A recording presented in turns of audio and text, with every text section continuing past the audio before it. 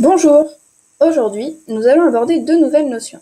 Je vais t'expliquer ce que sont les open data, qu'on appelle données ouvertes en français, et la data visualisation. Pour commencer, je vais définir la notion de données ouvertes et t'expliquer ses différents enjeux. Puis, nous allons nous pencher sur la data visualisation.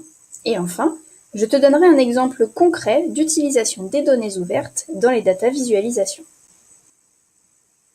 Je vais commencer par définir les données ouvertes. Une donnée ouverte, ou open data, est une donnée numérique. Elle est libre d'accès et facilement réutilisable, notamment du fait de sa gratuité.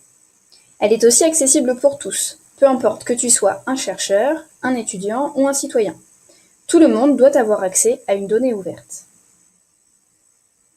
Un des buts des données ouvertes est de mettre en place de nouvelles opportunités économiques pour les citoyens. De nouveaux services sont créés qui se basent sur ces données. Il s'agit par exemple d'applications pour smartphone, comme Waze, qui utilisent les données ouvertes que les utilisateurs lui donnent. La seconde volonté des données ouvertes est de rendre compréhensible et accessible aux citoyens l'action publique.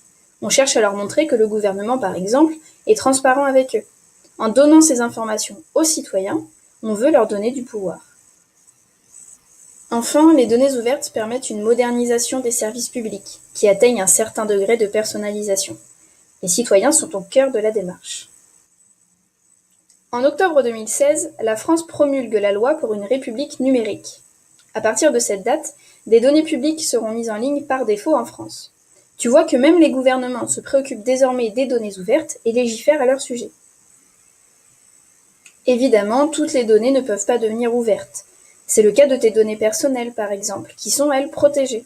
En France, le Règlement général de la protection des données, le RGPD, qui est en application depuis 2018, s'assure que tes données personnelles sont en sécurité.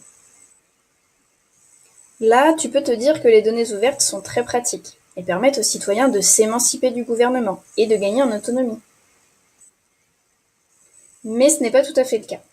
Évidemment, les données ne sont pas mises à disposition telles quelles. Elles sont triées, modifiées, retravaillées, etc., etc. Jamais les gouvernements, par exemple, ne publieront de données critiques pour eux. Il faut que tu gardes en tête que ces informations subissent un traitement. Tu dois donc t'interroger au sujet des données ouvertes auxquelles tu peux accéder. Demande-toi de qui elles viennent et quelle est leur signification.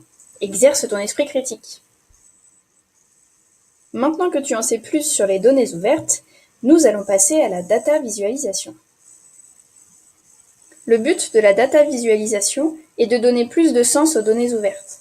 Il s'agit véritablement de visualisation, c'est-à-dire de se servir d'infographies pour exploiter ces données. Elles permettent de mieux comprendre les données et d'y avoir accès plus facilement. Pour que tu visualises plus clairement ce que sont les données ouvertes et la data visualisation, je vais te donner un exemple. Voici une capture d'écran du site d'Open Data de la ville de Rennes, qui est une des pionnières dans le partage des données en France. Tu vois qu'il y a un certain nombre de chiffres à propos des horodateurs qui se trouvent en ville. Les données sont difficiles à lire dans un tableau avec énormément d'informations. Ici, nous sommes toujours sur le site de la ville de Rennes, mais on a un exemple de data visualisation. Il en existe différents types. La ville de Rennes a fait le choix de la cartographie. Tu vois bien que les informations du tableau sont bien plus compréhensibles présentées dans une carte. Il faut donc que tu gardes en tête que les open data, ce sont des données ouvertes, c'est-à-dire des données qui sont partagées et accessibles pour tous. Elles sont gratuites et tu peux les utiliser.